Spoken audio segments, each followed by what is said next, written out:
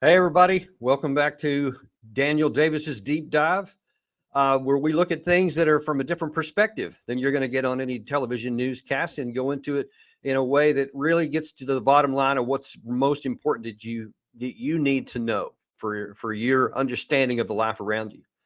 This may be, of all the episodes we've done up to this point, this may be one of the more profoundly needed deep dives, because you're going to see some things here that you have not seen on any national television newscast of any sort, and something that you really do need. You know, when you watch a television newscast on any channel, doesn't even matter which one it is, they're all basically the same. You have 3 or 4 minute segments, then they go on to whatever's the next one here.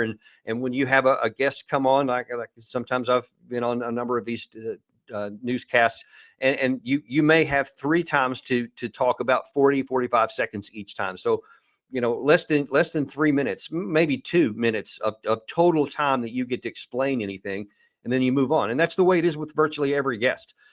So that means that you don't really get much of a chance to understand anything beyond the surface level of it. And very often it leaves people going, well, what's the big deal? Because that doesn't convince me. That's because you don't have enough information to make an informed opinion on a matter. Now, almost nowhere is that more important than the topic that we're going to talk about today, which is the credibility that America gives to current and retired general officers and admirals in the United States Armed Forces.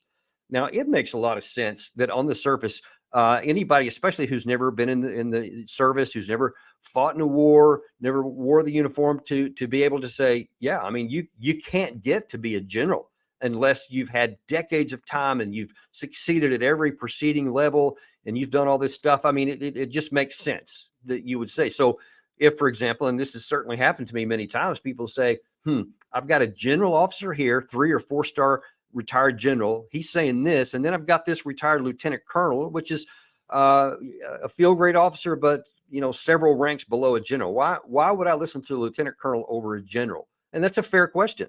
You know, and if I wasn't in the service, I probably would ask the same question. Well, the answer is going to be in the track record.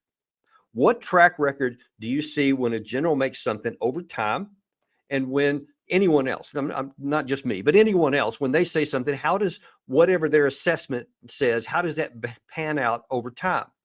And what we're going to see today is something that the major media virtually never do. They never go back and say, okay, General, you said this in this time and in this year and in that year, and then here's how it turned out. So why did it not turn out the way you say? They never go back there. They just keep showing these rows of stars, or having this, you know, this big thing in the lower third there talking about how they're a retired general, and they just get credibility again all over as though it's the first time ever.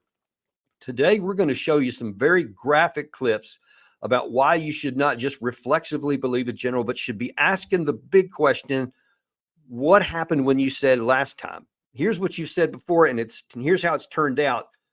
Then that should give you some idea of what to pay attention to now. And we're going to see both of those. We're going to see some stuff from the past, and we're going to see some stuff from just the last couple of days, actually. And we're going to see why that is so important.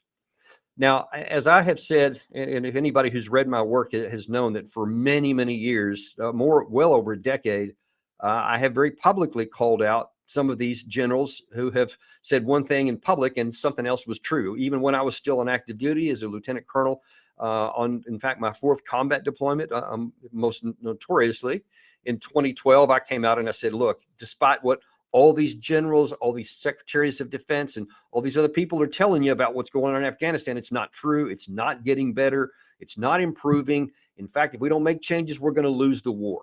And of course, that's the way it turned out. And the generals who have said this every single year, nobody ever went back and asked them, why were they so wrong back then, and why should we listen to them now? That's in the past.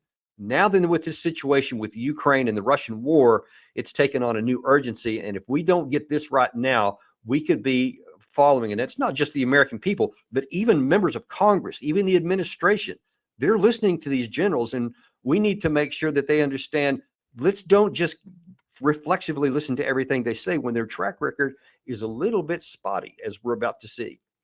First thing I want to show you is something about one of probably the most famous general of today, David Petraeus. He was former 4-star commanding general in Central Command in Afghanistan and in Iraq. Famously led the surge in Iraq in the 2007 surge, which helped end a lot of that violence. There was the CIA director. I mean, man, talk about, resume, credibility. It's hard to get much more than that with that kind of background. But as we're about to see, that does not automatically translate into having things correct. So first of all, let's look at back on, I believe it's May 31st, about a week before the Ukrainian summer offensive began. And on a BBC clip, Petraeus was explaining what's about to happen and what he believes is going to be the result. I believe that we'll see for the first time in this war on either side the achievement of true combined arms effects. In other words, the results of tanks protected by infantry against anti-tank guided missiles, artillery and mortars keeping the enemy's heads down, engineers reducing the obstacles, breaching these fortifications that the Russians have established, air defense keeping the Russians off the Ukrainians, electronic warfare jamming the Russians' already inadequate command and control facilities, and all orchestrated by very, very good Ukrainian command and control, and also using drones out over the Russians to attack them in depth with the precision munitions that the U.S. and U.K. and others have provided. And this, I think, is going to break the front lines. And noting that on the Russian side, this is a force that has been battered, that many of these units have been in constant combat for well over a year. They're not pulling units offline and reconstituting them, in other words, replacing the losses, the people, the equipment, and retraining them. They're just adding people to the front lines. That's not the way you produce a cohesive, coherent, well-disciplined organization. And I think, therefore, that's why they're going to crack, crumble, and perhaps actually collapse. Okay, just to real quickly summarize, Petraeus is telling you before the counteroffensive starts that Ukraine is now going to be able to do some pretty sophisticated combined arms operations, which is one of the most difficult that any armed force in the world could ever do. And he specified, the coordination with the armor, with the infantry, with the artillery, with the drones, and that you have to go into breach minefields. And so all of those things, he said they were coming, but he said they think, man, they are ready to get this done. And then he contrasts that with the Russian side and saying that they're old, they're tired, they're not very good, they're not very well led. And he thinks that as soon as this offensive comes in, that the line's going to break, and that ultimately that the Russians are going to crack, crumble, and possibly even collapse. So that's what he expected to happen. Now, keep that in mind. We're going to come back to Brother Petraeus here in just a minute. But now let's look at another general, General Jack Keane on Fox News, about 2 months into this. Now, just a little context. At this point, many Western commentators believed things like Petraeus had said. Many of them did, and they expected a lot of success on this. And as we'll see later in this segment, wasn't quite working out that way. And in fact, there was hardly any forward progress at all. So Jack Keane goes on Fox News to explain what he thinks is going on and basically telling people, hey, y'all just shut up because you don't know what you're talking about. Here's what he said. We hear a lot of different voices, especially online, saying that Ukraine is losing. They're losing badly on the ground, and that people don't understand that. What do you know about what's happening on the ground right now? The Ukrainians, in the last several days, have made the first breakthrough of the main defense of the Russians. This is something they've been working very hard at, taking casualties, certainly trying to do that. And that is significant. And what they're doing now is attempting to get through the secondary defenses. There's people here that think Ukraine is losing. They're not losing. They've got 83% of their country back. They've destroyed half of Russia's existing combat power. What a return on the investment that is. And they have the ability to take more back, as we're seeing here with the progress being made. Okay, so that was August 25th. Today, as we're making this, it's the 21st of September, so almost a full month later. So Jack Keane said on that day that, man, they've taken this huge amount. He had like 80-something%, implying that, goodness gracious, the Ukraine side was just rolling into the Russian defenses. So you're thinking, man, if I saw a map looking at the progress here, there'd probably be a bunch of territory that's going to be seen. And especially since he was they had broken through the first line, then probably by now they would be past that second line that he talked about in the clip there. But what we find out, and I'm going to show you in just a second, something very graphically, so you don't have to have any interpretation on this one. You can make up your own mind just how effective it was. But as of today, the Ukraine side has still not breached and broken through the first line of defense, the one that he said that Jack Keane said that on the 25th of August, the Ukraine side had reached. They still, to this day, have not pushed through it. They're still trying to get up there, but for reasons I've talked about many times and written things before, that there's no way that this was going to succeed because it's just there's too many specific things. And I'm also going to tell you some detail about that in a second. But so that's where Jack Keane was. Now then, let's look back to General Petraeus. So you heard how optimistic he was before the thing started. Let's see what he said around the same time that Jack Keane's talking about 2 months into this operation. No plan survives contact with the enemy, and that has been true in this case. Certainly there were hopes that with Western tanks and infantry fighting vehicles and other systems that they might be able to mount combined arm operations that could penetrate the Russian defenses, but that was before we all learned about the depth of these defenses, about the sophistication of them. Okay. Hang on. Now, Petraeus talked about, before the operation, specifically about the Russian minefields, specifically about how bad and weak the Russians were and how they were going to crack, crumble, and collapse, right? Now he's saying, after what he promised didn't come to pass, that, well, I mean, that was before we knew how big the Russian minefields were. Is it, though? Okay, so going back to December 7th, 2022, almost a year ago, or close to a year ago, Newsweek published an article that graphically depicted exactly how formidable these Russian minefields were. On the 20th, I believe it was the 14th, of December, the Washington Post, the New York Times ran an elaborate story that had all kinds of aerial photographs, satellite photographs, other kinds of graphic depictions of exactly what happened. And then you had the BBC, you had the Wall Street Journal, you had the Washington Post again, that had this extraordinary level of detail of just how formidable, precisely where the Russian defenses were, all of this before the launch of the offensive. So for a retired four-star general and former CIA officer now to come and say on camera, well, we didn't know how formidable the defenses were.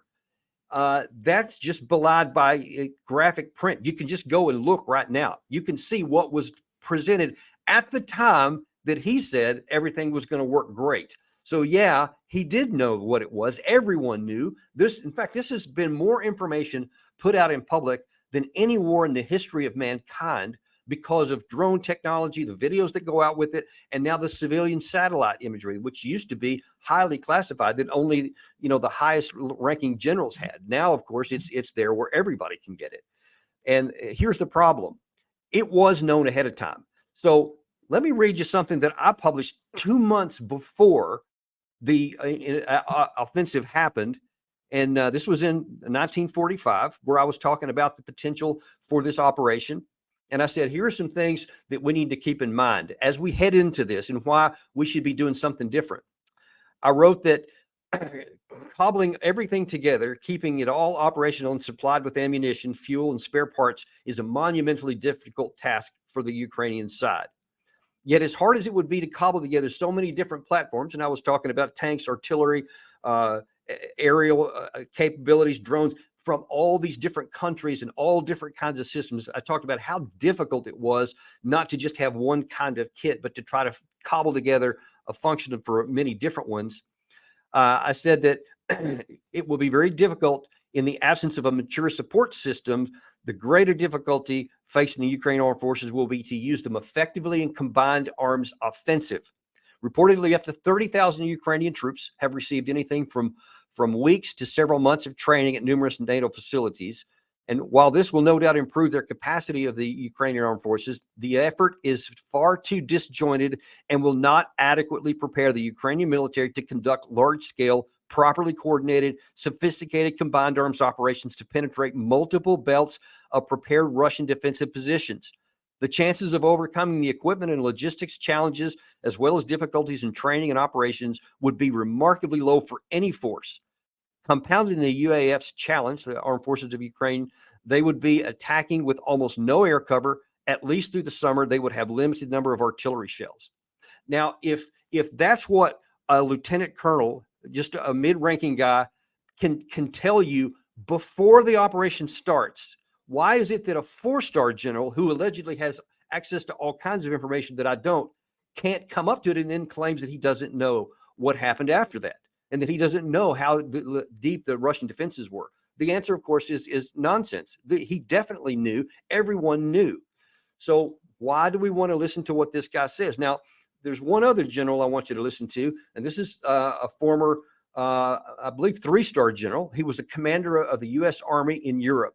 His name is retired Ben Hodges, and he has been one of the most outspoken supporters of Ukraine from the beginning.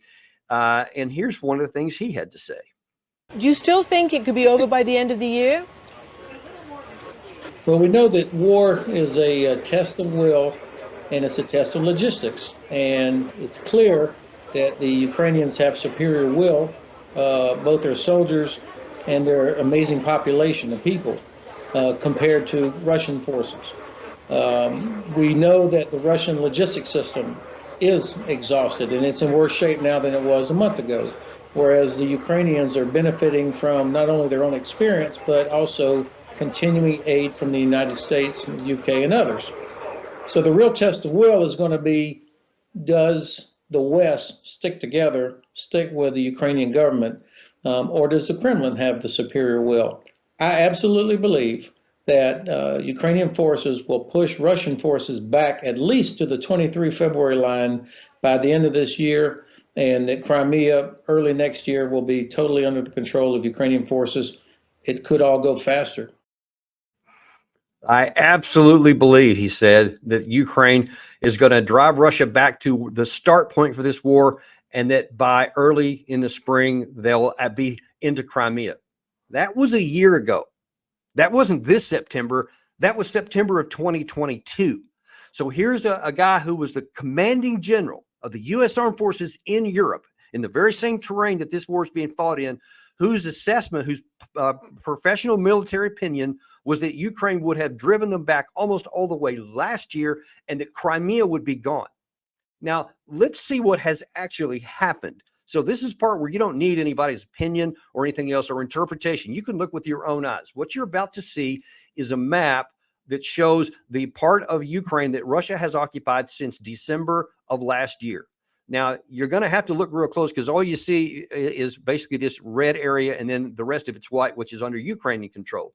But if you look really carefully along the border, the left border, in between the two shades, you'll see a couple of dots of blue.